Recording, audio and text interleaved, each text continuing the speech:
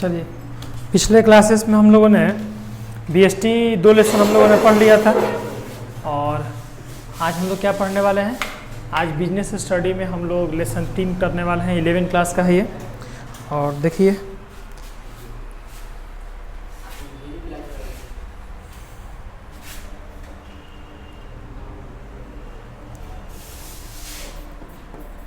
Eleventh class का lesson कौन सा है? लेसन 3rd लेसन हम लोग का है। ठीक है, 3rd लेसन है। चैप्टर का नाम क्या है? चैप्टर का नाम ऊपर आपके सामने लिखा हुआ है, form of business, organization, sole proprietor और सोल ट्रेड। सबसे पहले हम यहाँ पर इस चैप्टर को बारीकी से देख रहे हैं। सोल ट्रेड और यहाँ पर सोल प्रोप्राइटर, आप चाहे इसको सोल प्रोप्राइटरशिप कहिए और चाहे इसको आप सोल ट्रेड कहिए, दोनों का जो मतलब निकलता है, दोनों का सेम मतलब निकलता है। क्या होता है सोल प्रोप्राइटर और इसमें हम लोग क्या क्या पढ़ने वाले हैं? सबसे पहले इसके यदि हेडिंग्स की हम लोग बात करें तो हेडिंग्स में आपको यहाँ पर दिखाई दे रहा होगा। हम लोग यहाँ पर बिजनेस फॉर्म के बारे में हम लोग इसका मीनिंग देखेंगे। इसके बाद हम लोग यहाँ पर सोल ट्रेडर के मीनिंग और डिफिनेशंस की बात करेंगे। साथ साथ हम लोग यहाँ पर उसके कैरेक्टरिस्टिक यानी कि फीचर्स की बात करेंगे। इसके लीगल पोजीशंस को देखेंगे और हम लोग इन्वॉल्वमेंट चेक करेंगे। इसके साथ साथ हम लोग एम्प्लॉयमेंट में और सोल ट्रेड में क्या डिफरेंस होते हैं, डिफरेंसेस को जानेंगे, है ना। और इंडिया में सोल ट्रेड का क्या फ्यूचर है, इन सब के बारे में जानेंगे। और मैनेजर वीएस पार्टनर में क्या डिफरेंस होता है या एम्प्लॉय में क्या डिफरेंस होता है, इसको जानेंगे। ठीक है, तो topic to be the cover में ये सब जानेंगे और हम लोग थोड़ा सा आगे बढ़ते हैं। आप यदि नए हैं तो इस चैनल को सब्सक्राइब कर दीजिएगा, है ना। अच्छा लगे तो लाइक कीजिएगा, अच्छा नहीं लगे तो डिसलाइक कर दीजिएगा इसको। देखिए यहाँ पर सबसे पहले हम लोग मीनिंग के सेंस की यदि बात करें तो हम लोग मीनिंग जानेंगे कि सोल ट्रेड का मीनिंग क्या होता है। देखिए बाबू, यहाँ पर लिखा हुआ है साफ साफ आपका, देखिए, The form of business organization determine its the external and the exist and on the other parties recognize its the through its the extents। ये आपका सोल ट्रेड का ऊपर में मीनिंग दिखा हुआ है। ठीक है, अच्छा सर नहीं समझ में आ रहा, देखो बाबू यहाँ पर the form of business organization are the related with the ownership and the ownership is the legal concept which determine the authority and responsibility of the owner। ठीक है, देखिए सोल ट्रेड का मतलब क्या निकलता है सर? सोल ट्रेड का मतलब निकलता है एक ऐसा बिजनेस जो कि लीगल बिजनेस होना चाहिए। फर्स्ट ऑफ ऑल बिजनेस कैसा होना चाहिए? लीगल होना चाहिए। लीगल बिजनेस के साथ साथ सोल ट्रेड हम उस व्यापारी को कहते हैं जो व्यापार अकेले व्यापार चलाता है, किसी पार्टनरशिप में या फिर किसी कंपनी में इन्वॉल्व नहीं होकर वो व्यापार को लीगल रूप से कैसे चलाता है? अकेले चलाता है। जैसे मान लीजिए कि एक बंदा है जिसका नाम है चंपक सेठ। ठीक है, चंपक सेठ नाम का जो बंदा है वो अकेले ही जिस व्यापार को चलाएगा, इस व्यापार को यदि अकेले वो चला रहा है तो इसको क्या कहेंगे? सोल ट्रेड कहेंगे। यदि एक से ज़्यादा लोगों के साथ चलाएगा तो पार्टनरशिप हो सकता है, बहुत सारे लोगों के साथ चलाएगा तो हमारा क्या हो सकता है? हमारा वो कंपनी हो सकता है। एक इंसान यदि अकेला व्यापार चलाता है, अकेला करता धरता सब कुछ है, उस बिजनेस का अकाउंटेंट भी खुद है, मुंशी भी मतलब अकाउंटेंट भी खुद है, ऑनर भी खुद है, वस्तु ला भी रहा है खुद, वस्तु बेच भी रहा है खुद, सारा काम अपने कर रहा है, झाड़ू पोछा भी अपने कर रहा है, हिसाब किताब भी अपने कर रहा है ना। तो उसी बिजनेस को हम लोग सोल ट्रेड करते हैं। यानी एक व्यापारी किसी व्यापार को चलाता है खुद से अकेले होकर, तो उस बिजनेस को हम लोग सोल ट्रेड करते हैं। और वो बिजनेस क्या होना चाहिए? लीगल कॉन्सेप्ट पे डिटरमाइन होना चाहिए और उसमें अथॉरिटी एंड रिस्पॉन्सिबिलिटी एक ही पर्सन को या एक ही ऑनर को यहाँ पर क्या होनी चाहिए? मिलनी चाहिए। चलिए थोड़ा सा हम लोग नीचे जाएंगे। अब यहाँ पर आपको सोल ट्रेड का बिल्कुल ही मीनिंग यहाँ पर स्पष्ट रूप से यहाँ पर दिखाई दे देगा। देखिए साफ साफ, आप ये इसको चाहें तो इसको रोककर वीडियो को आप लोग इसको नोट भी कर सकते हैं। Sole proprietorship refers to that form of business organization which is owned by a single individual. साफ साफ यहाँ पर वर्ड देखिए बोल दिया गया है कि ये जो भी बिजनेस चलाएगा वो किसके द्वारा चलाना चाहिए? सिंगल इंडिविजुअल पर्सन के, यानी कि ऑनर्ड बाई कौन होंगे? मालिक कौन होंगे इसके? तो सिंगल एक व्यक्ति मालिक होगा। and who is the solely responsible for its the management and receives all its the profit and bears the loss। यानी कि बिजनेस में जो भी प्रॉफिट होगा या फिर जो भी लॉस होगा तो उसको कौन बियर करेगा, एक बंदा करेगा। यदि चंपक सेठ है तो चंपक सेठ ही उस बिजनेस का कर्ता धर्ता होगा। आ रहा है समझ में? एग्जाम्पल के लिए देखिए, आप अपने मंडी में निकलिएगा मार्केट में तो वहाँ पान का दुकान, नाई का दुकान या फिर राशन का दुकान, कपड़े का दुकान आप देखते हैं ऐसा दुकान। उन दुकान में जो ऑनर होते हैं वो ऑनर ही उसके मालिक होते हैं, ठीक है ना, और वो ऑनर ही कर्ता धर्ता होते हैं। अब जैसा कि जानते हैं अकेला बंदा हो और पूरे बिजनेस में वो बेच रहा है, जैसे पान का दुकान है तो पान बेच रहा है ना, राशन का दुकान है तो राशन बेच रहा है, उस प्रकार अन्य व्यापार भी हैं। ऐसे ही व्यापार को या ऐसे ही व्यापारी को हम लोग क्या कहते हैं, सोल प्रोप्राइटरशिप कहते हैं या फिर सोल ट्रेडर कहते हैं। ऐसे ही व्यापारी को एकाकी व्यापार कहते हैं हिंदी में, ठीक है। चलिए, जिसके प्रॉफिट लॉस को वो क्या करेगा, खुद ही बेयर करेगा, किसी और को इसमें हिस्सेदारी नहीं करना पड़ता है। अच्छा, हम लोग सोल प्रोप्राइटरशिप में आगे बढ़ने से पहले हमें ये ज़रूरी है देखना कि बिजनेस कितने प्रकार के होते हैं और बिजनेस में ये सोल ट्रेड का स्थान कहाँ पर है ना। हम लोग इसको ज़रूर से ज़रूर देखना चाहिए हम लोगों को, और हम लोग देखेंगे भी इसको, ठीक है। सबको आवाज़ आ रही है मेरी?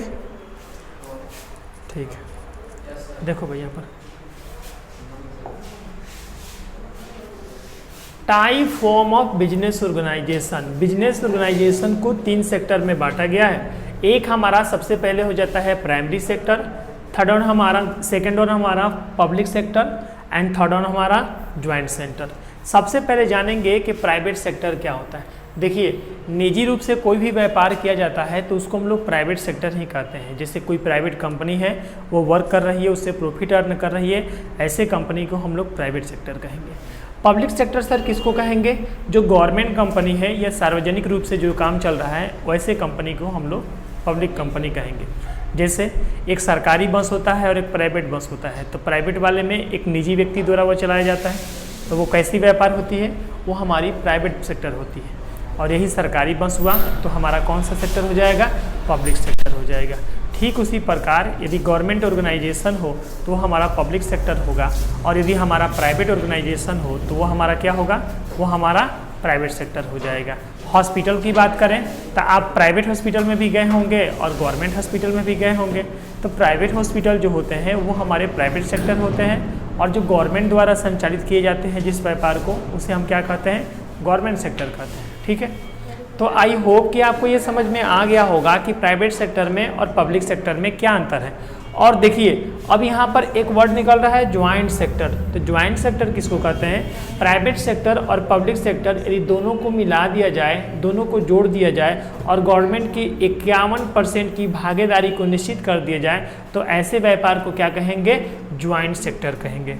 एग्जाम्पल के लिए, सरकार चाहती है कि हम ओवरब्रिज बना दें, 4 लाइन बना दें, हम इन सब चीज़ों की व्यवस्था कर दें। अब सरकार की जो व्यवस्था है, ये जो पॉलिसी है, उसके अनुसार 4 साल 5 साल में ये 4 लाइन रेडी करने, और 4 लाइन रेडी करने हैं या फिर रेलवे ट्रैक बिछाना है तो प्राइवेट लोगों को इन्वॉल्व करना होगा। जैसे पीएनसी कंपनी जो है तो उसका आपका जेसीबी आता है, टैंक आता है, वो जो रोड वेलर आता है, इसके अलावा भी बहुत सारे चीज़ आते हैं। तो वो क्या करते हैं, वो उस चीज़ को मिलकर करते हैं, है ना। प्राइवेट और गवर्नमेंट दोनों लोग यदि इसमें मिल जाएं, दोनों लोग मिलकर काम करें तो ऐसे ही सेक्टर को क्या कहते हैं, हम लोग ज्वाइंट सेक्टर कहते हैं, जिसमें गवर्नमेंट भी इन्वॉल्व होगा और प्राइवेट रूप से देखा जाए तो प्राइवेट सेक्टर या प्राइवेट कोई कंपनी भी इन्वॉल्व होगा। जैसे आप 4 लाइन पे काम देखे होंगे तो पीएनसी कंपनी है या अन्य कंपनी उसमें सहायक रूप से वो काम करती है। जैसे मान लीजिए रोड का ही ठेका हो गया, नाला का ठेका हो गया, गली का ठेका हो गया, तो उसमें गवर्नमेंट क्या करती है, गवर्नमेंट किसी को निजी रूप से दे देती है और निजी इंसान क्या करता है, गवर्नमेंट की उस शेयर को लेकर आगे वो काम को चलाता है। और ऐसे ही व्यापार को हम लोग क्या कहते हैं, ऐसे ही व्यापार को हम लोग ज्वाइंट सेक्टर कहते हैं, ठीक है।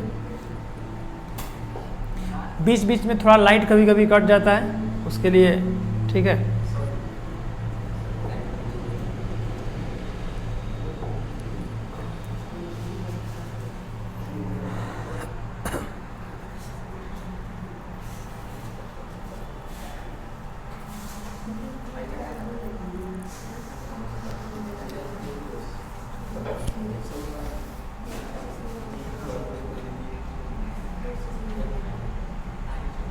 चलिए, क्या आपको अभी तक ये क्लियर हो गया कि ज्वाइंट सेक्टर और पब्लिक सेक्टर क्या होते हैं?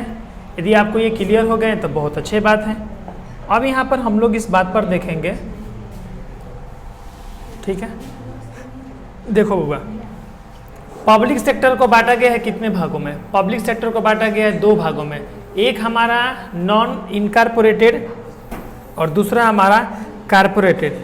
कारपोरेटेड जो होगा वो बैंकिंग से रिलेटेड, गवर्नमेंट से रिलेटेड, यानी कि गवर्नमेंट, स्टेट गवर्नमेंट या फिर सेंट्रल गवर्नमेंट से रिलेटेड होगा। देखो यहाँ पर एक, यहाँ पर हमारा कारपोरेशन का जो काम है स्टेटरी पब्लिक कारपोरेशन के नाम से जाना जाता है, और एक हमारा गवर्नमेंट कंपनी के नाम से जाना जाता है। आपके दिमाग में या मन में जब भी कभी कंपनी का नाम आता होगा तो कंपनी का मतलब ये नहीं है कि हर बार आपका private company, Reliance company, Tata company, Nestle company, जरूरी नहीं है। कुछ कंपनियां गवर्नमेंट की भी कंपनी होती है ना। यहाँ पर देखिएगा इनकॉर्पोरेटेड में, तो यहाँ पर आपको डिपार्टमेंटल अंडरटेकिंग आएगा, और इससे इस साइड में देखिएगा प्राइवेट को बांटा गया है नॉन इनकॉर्पोरेटेड में और कारपोरेटेड में। इस प्राइवेट सेक्टर को बांटा गया है इसमें, ठीक है। तो प्राइवेट सेक्टर में जो इनकॉर्पोरेटेड होंगे वो 3-4 हो जाएंगे, जैसे इसमें सोल ट्रेड हो जाएगा, ज्वाइंट हिंदू फैमिली हो जाएगा, पार्टनरशिप हो जाएगा और ज्वाइंट वेंचर हो जाएगा। ये 4 चीज़ इसमें आपको शामिल दिखाई देंगे। नॉन इनकॉर्पोरेटेड इन्हीं को कहते हैं। सोल ट्रेड का मतलब क्या होता है? एकाकी व्यापार। ऐसे बिजनेसमैन जो अकेले बिजनेस को चलाते हैं, ऐसे ही बिजनेस को हम लोग सोल ट्रेड कहते हैं। दूसरा हम लोग का आएगा यहाँ पर ज्वाइंट हिंदू फैमिली बिजनेस, जो कि हिंदू लोग अपने परंपरागत या पुरानी तौर तरीके से चलाते हैं। नेक्स्ट, इस चैप्टर के बाद हम लोग इस चैप्टर को ही देखने वाले हैं। इसके बाद पार्टनरशिप के बारे में भी हम लोग पढ़ेंगे। हालांकि 12th क्लास में पार्टनरशिप का 35 नंबर का क्वेश्चन आता है और काफ़ी वो लॉन्ग प्रोसेस में चलता है, लेकिन 11th में उसका एक झलक आपको दिखाई देगा। ज्वाइंट वेंचर क्या होता है? तो ज्वाइंट वेंचर के बारे में भी आपको समय बताया जाएगा। आप ये समझ लीजिए कि ये व्यापार के टाइप हैं और ये सारे प्राइवेट सेक्टर के ही हिस्से हैं। उसके बाद हमारे इनकॉर्पोरेटेड में हमारा ज्वाइंट स्टॉक कंपनी और कोऑपरेटिव होंगे। इन दोनों का मतलब होता है ग्रुप वाइज बिजनेस करना। कि कैसे बिजनेस करना? ग्रुप वाइज, ठीक है ना। ग्रुप ऑफ बिजनेस बोलिए ना इसको, ग्रुप ऑफ बिजनेस, यानी कि ये एक तरह के ग्रुप ऑफ बिजनेस होते हैं, समूह के बिजनेस होते हैं, ठीक है। तो आपको यहाँ तक समझने में कोई परेशानी नहीं हुआ होगा।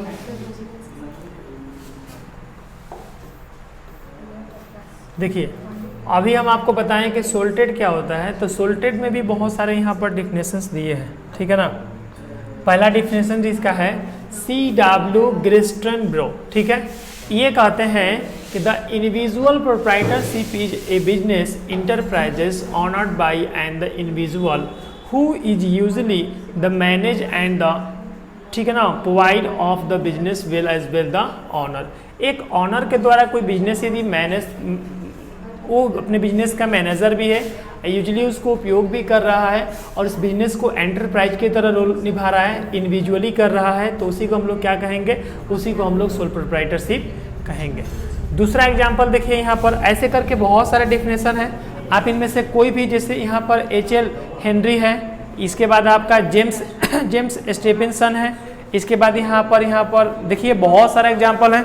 आप कोई भी डिफिनेशन यदि लिखना हो, आपके 11th क्लास में आप किसी भी बोर्ड से हैं, आपके 2 नंबर का डिफिनेशन कभी कभी आ जाता है सोल ट्रेड से, तो आप इन डिफिनेशंस में से जो आपको छोटा और कम लगे उसको उठा लीजिए, या जो आपको अच्छा लगे इसमें से आप उठा लीजिए इसको। इसके बाद हम लोग अभी क्या पढ़ें? सोल ट्रेड क्या होता है? तो sole trade is an individual person who take the buy risk and self the manager and employ and everything is all of the business. मतलब उस बिजनेस का वो सब कुछ करता धरता है by owner a single, no profit and loss share. वो प्रॉफिट और लॉस को भी शेयर नहीं कर सकता है। प्रॉफिट भी होगा तो खुद ही रखेगा, लॉस भी होगा तो क्या करेगा? खुद ही रखेगा, है ना। अब यहाँ पर उसके हम फीचर्स की बात करेंगे। कैरेक्टरिस्ट और फीचर ऑफ सोल ट्रेड या सोल प्रोप्राइटरशिप। सोल ट्रेड के फीचर्स क्या क्या होते हैं या फिर कैरेक्टरिस्ट क्या क्या होते हैं, हम पहले क्लासेस में बता चुके हैं।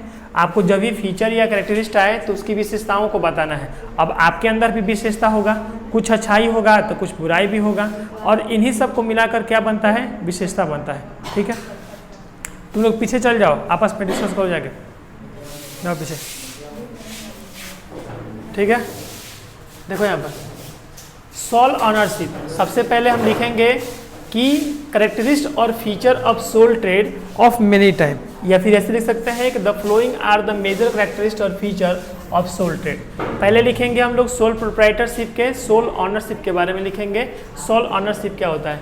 तो the proprietorship business is a solvency owned by the individual person. सबसे बड़ा यहाँ पर ये मेरिट है कि सोल ट्रेड में एक ऑनर ही बिजनेसमैन होता है, वहाँ पर 2-3 लोगों को अपना शेयर नहीं देना पड़ता है। दूसरा चीज़ यहाँ पर है कि ऑनर कम मैनेजमेंट, वो ऑनर भी होता है और मैनेजर भी होता है, दोनों स्वयं ही होता है। तीसरा यदि बात करें तो इंटायर रिस्क लिखा हुआ है, उसको हाई रिस्क के साथ गुजरना पड़ता है और सोल ट्रेड की जो लायबिलिटी होती है वो अनलिमिटेड होती है, यानी कि बिजनेस में भारी प्रॉफिट भी होगा तो खुद ही लेगा और भारी लॉस भी होगा तो खुद ही उसको बियरिंग करना पड़ेगा। नंबर 4 में ये बता दिए आपको अनलिमिटेड लायबिलिटी होता है। नंबर 5 में नो सेपरेट एंटिटी होता है। नो सेपरेट एंटिटी का मतलब क्या होता है सर? मान लीजिए कि व्यापार में कभी भी बिजनेस पे आप केस कर दीजिए तो उसमें ऑनर भी बर्बाद होगा, या ऑनर पे केस कर दीजिए तो व्यापार भी बदलाव हो जाएगा। इस ऐसे बिजनेस में, सोल ट्रेड जैसे कंडीशनल बिजनेस में, हम कभी भी ऐसा नहीं समझते हैं कि ऑनर अलग है और बिजनेस अलग है, क्योंकि दोनों का महत्व साथ में ही होता है। इसलिए हम लोग कहते हैं नो सेपरेट एंटिटी। जैसे आप किसी कंपनी पे केस कर दीजिए, जैसे मान लीजिए पतंजलि का कोई प्रोडक्ट खराब है, उस पर आप केस कर दीजिए, तो पतंजलि के कंपनी में बाबा रामदेव जेल थोड़े ना जाएंगे, वो कंपनी के जो CS होंगे वो केस लड़ लेंगे। कंपनी पे देखिए, पतंजलि कंपनी पे अभी तक ले 5 लाख से ज़्यादा केस किया गया है, तो क्या वो कंपनी बंद हो जाता है? कभी भी कंपनी बंद नहीं होगा। रिलायंस कंपनी है, टाटा कंपनी है, नेस्ली कंपनी है, रिबॉक कंपनी है, नाइक कंपनी है, स्पार्की कंपनी है, बेफेलो कंपनी है, बहुत सारे कंपनी है। तो क्या उन कंपनियों पे हम केस कर देंगे तो क्या वो ऑनर अरेस्ट हो जाएंगे? नहीं, व्यापार तो चलते रहेगा, ऑनर भी घूमते रहेंगे, ऑनर भी अपना वर्क करते रहेंगे। रहा बात केस पर, तो आपने कंपनी पे केस किया है, ऑनर पे थोड़े ना आप केस किए। तो ऐसे कंडीशन में उसमें कहा जाता है सेपरेट एंटिटी, लेकिन सोल ट्रेड में ये सेपरेट एंटिटी नहीं होती है, क्योंकि आप समझ सकते हैं, यदि मान लीजिए किराने का दुकान का मालिक जो है, आप किराने की दुकान पर केस कर दीजिएगा तो मालिक भी कोर्ट कचहरी के चक्कर में दुकान बंद कर देगा। यदि आप ऑनर पे केस कर दिए कि ऑनर मेरे साथ ऐसा बिहेवियर किए हैं, हमको मार दिए हैं या फिर ये किए हैं, ऑनर पे केस कर दीजिएगा तो उनका बिजनेस भी ऑटोमेटिक बंद हो जाएगा। इसलिए कहा जाता है कि no separate entity. I hope आपको समझ में आ गया होगा। 6 नंबर है फ्रीडम फ्रॉम गवर्नमेंट कंट्रोल। ये गवर्नमेंट कंट्रोल से बिल्कुल ही फ्रीडम है, बिल्कुल ही आज़ाद होता है। क्योंकि देखिए, कंपनी में तो आपको एक 2000, मतलब जो भी हम लोग कंपनी यूज करते हैं, अकॉर्डिंग टू कंपनी रूल 2013 के बेस पे जो रूल बनाया गया है कंपनी के लिए, वही वाला यूज करना है। पार्टनरशिप के लिए भी रूल है कि एज पर पार्टनरशिप एक्ट 1932 का रूल यूज करना है। आप कोई कारखाना वगैरह चलाते हैं तो उसके लिए 1948 का, यानी कि 1948 का रूल आपको करना पड़ेगा, है ना। लेकिन सोल ट्रेड के लिए कौन बिजनेस करना है? कोई बिजनेस नहीं करना है, ना गवर्नमेंट को GST फाइल करना है, ना टैक्सेस देना है, ना कुछ भी करना है। जब मन करेगा तब दुकान खोलेगा पान वाला, जब मन करेगा तब दुकान बंद कर देगा। आ रहा समझ में ना? गवर्नमेंट से रिलेटेड जो भी बिजनेस होते हैं, जो गवर्नमेंट के पास साइन अप किए रहते हैं, रजिस्टर्ड किए रहते हैं, उनको अपनी क्वालिटी को दिखाना पड़ता है। जैसे आप लेज या कुरकुरे का भी एक पॉकेट लेते हैं तो उस पर पीछे लिखा रहता है कि मैन्युफैक्चरिंग किस कंपनी ने किया है, कहाँ पे हुआ है, कितने मात्रा में इसमें प्रोटीन है, कितने मात्रा में शुगर है, कितने मात्रा में मसाले हैं, ऑक्सीजन है, फैट है, सारा चीज़ के बारे में तो लिखा रहता है उसमें। लेकिन सोल ट्रेड जब पान लगाता है तो बताता है कि हम इतना क्वान्टिटी में चूना लगा रहे हैं, आपको इतना क्वान्टिटी में काथा लगा रहे हैं, इतना क्वांटिटी में आपको सुपारी दे रहे हैं। लिखा रहता है क्या? बिल्कुल ही नहीं। इसके ठीक इसी प्रकार जो किराने दुकानदार हैं तो क्या वो लिखे रहते हैं कि हम इतना क्वांटिटी में आपको आटा दे रहे हैं, इतना क्वांटिटी में चावल दे रहे हैं, चावल का क्वांटिटी ये है, चावल का वजन इतना है, इसमें फैट इतना है, इसमें वसा इतना, लिखा रहता है क्या? कुछ नहीं लिखा रहता है। जो उनके पास प्रोडक्ट मिलता है रेडीमेड कंपनी के थ्रू, जो कंपनी बनाती है, जैसे गुड डे बिस्कुट बनाती है, टाइगर बिस्कुट बनाती है, कोई पेन हो गया, कोई बुक हो गया, या फिर कोई ऐसा प्रोडक्ट हो गया, है ना, जो ऑलरेडी कंपनी बनाती है, तो उस पर वो चीज़ लिखा रहेगा। बट सोल ट्रेड वाले बिजनेस पर नहीं लिखा रहेगा, बिल्कुल ही नहीं लिखा रहेगा। ठीक है, तो इसमें कहते हैं फ्रीडम फ्रॉम गवर्नमेंट। गवर्नमेंट से बिल्कुल ही रिलीफ है, बिल्कुल ही आज़ाद है कंपनी और पार्टनरशिप की तुलना में। अब देखिए, कॉमन आइडेंटिटी। कॉमन आइडेंटिटी का मतलब होता है ये ऐसा बिजनेस होता है जो इंटरडिपेंडेंट होता है ऑनर के बेसिस पर। ऑनर अच्छा है, बिजनेस अच्छा है, तो बिजनेस कंटिन्यू फॉर्म में चलते रहेगा। यदि ऑनरशिप में प्रॉब्लम है तो बिजनेस में ऑटोमेटिक प्रॉब्लम आना क्या होगा? शुरू हो जाएगा। नंबर 2 कैपिटल है। अच्छा, एक यही एक ऐसा बिजनेस है जिसमें कैपिटल जो होता है वो सबसे कम यूज किया जाता है। इसमें कभी एडवांटेज पूछता है तो एडवांटेज में बताना भी पड़ता है, फीचर में भी और एडवांटेज में भी, दोनों में बताना पड़ता है कि इसमें मिनिमम कैपिटल की रिक्वायरमेंट होती है। बताइए ना, एक कंपनी खोलने में करोड़ों अरबों रुपया लग जाता है, एक पार्टनरशिप खोलने में लाखों करोड़ों रुपया लग जाता है, बट एक सोल ट्रेड में कितना पैसा लगता है? मोची यदि दुकान खोलकर बैठ जाए उसको 500-200 में उसका दुकान खुल जाएगा, है ना। फल का दुकान लगाना कोई चाहे तो 2000 में वो दुकान खोल सकता है, 2 से 4000 में वो दुकान क्या कर सकता है? इजीली खोल सकता है। हम ऐसा नहीं बोल रहे हैं कि सोल ट्रेड में सब लोग पान खैनी या फिर फल ही बेचते हैं, हम ऐसा नहीं बोल रहे हैं। सोल ट्रेड का भी बहुत प्रकार का टाई अप है। देखिए सोल ट्रेड में कैसा कैसा व्यापार सोल ट्रेड में आ सकता है। देखिए ठेला वाला, खुपचे वाला, फेरी वाला, रूम वाला, ये सब सोल ट्रेड के ही भाग हैं। रूम वाला थोड़ा स्टैंडर्ड हो गया, ठेला वाला थोड़ा डाउन हो गया, खोपचा वाला भी डाउन हो गया, फेरी वाला जो साइकिल वाइकिल पर देखे होंगे कपड़ा साल घूम घूम के आपके मोहल्ले में बेचता है, उसको फेरी वाले बिजनेस कहते हैं। ये सारे बिजनेस एक व्यक्ति के द्वारा किए जाते हैं। Only one person carry on the business, तो it is called the sole trade. इसी को हम लोग एकाकी व्यापार कहते हैं। Do you understand? देखो होगा, अब यहाँ पर है मैनेजमेंट एंड कंट्रोल। मैनेजर भी खुद है, कंट्रोलर भी खुद है, एम्प्लॉय भी खुद है, वर्कर भी खुद है, वेजेज भी खुद है, सब कुछ, everything is all person. It is called the sole trade. अब देखो यहाँ पर no sharing profit and loss. सबसे बढ़िया बात यह है कि ना ही किसी को प्रॉफिट शेयर कर सकता है और ना ही किसी को लॉस शेयर कर सकता है, क्योंकि बिजनेसमैन तो खुद ही है, इसमें दूसरा तो कोई इन्वॉल्व है नहीं। तो क्यों अपना प्रॉफिट किसी को शेयर करेगा, क्यों अपना लॉस किसी को शेयर करेगा? ये खुद ही क्या होगा? अपना ऑनर होगा। ठीक है, देखिए इसको बिल्कुल ही अच्छे से पढ़ लीजिएगा, क्योंकि ये इतना इंपॉर्टेंट टॉपिक है कि आप कभी सीए या सीएमए बनने की चाह रखते हैं या फिर एमबीए करने की चाह रखते हैं तो ये चैप्टर आपको एकदम बिल्कुल ही पढ़ाया जाएगा उसमें भी। तो अभी से थोड़ा ज्ञान रहेगा इस बेसिस पे, तो आपके लिए बहुत बढ़िया रहेगा। चलिए, legal position of sole trade. Sole trade में क्या क्या लीगल पोजीशन होंगे इस पर थोड़ा हम लोग ध्यान देंगे, है ना। देखिए पहला इसमें लीगल पोजीशन क्या है? In the eyes of law business and business have the separate entity. हालांकि ये लॉ को नहीं मानता है, लेकिन कानून का नज़र में देखा जाए तो ये बिजनेस जो है वो बिल्कुल ही सेपरेट एंटिटी में है।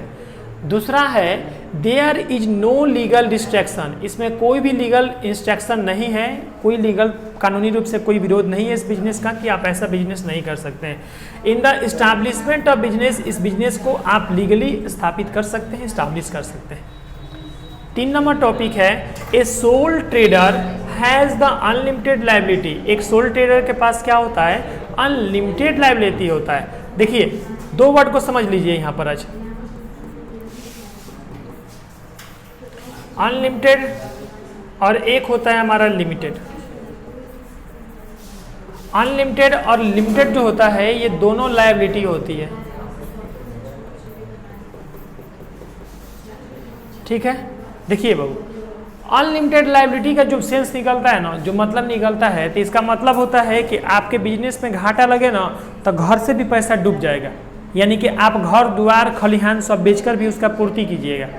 और यदि लिमिटेड लायबिलिटी होगा तो लिमिटेड लायबिलिटी में आप केवल बिजनेस तक ही सीमित है, बिजनेस से बाहर जाके आपको खर्चा करने की कोई आवश्यकता नहीं है, समझ रहे हैं। लेकिन अनलिमिटेड लायबिलिटी होगी, खेत भी बेचा जाएगा, खलिहानों बेचा जाएगा, 2 ट्रैक्टर है वो बेचा जाएगा, समझ में आ रहा है ना।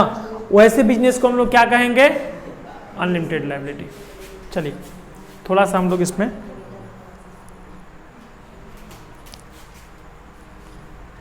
चलिए, इसके बाद यहाँ पर है a sole trade has no separate law vague. ये किसी भी नियम और किसी भी कानून पर नहीं चलता है। आपको हम अभी बताएं कंपनी के लिए कौन सा रूल है?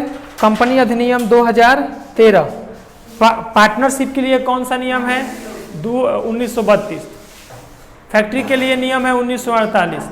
सबके लिए नियम है ना, बट सोल ट्रेड के लिए कोनो नियम नहीं है। सोल ट्रेड जो है इसका फ्यूचर भी ब्राइट है इंडिया में, और ये एकदम निर्धारक रूप से अपना व्यापार कर सकता है।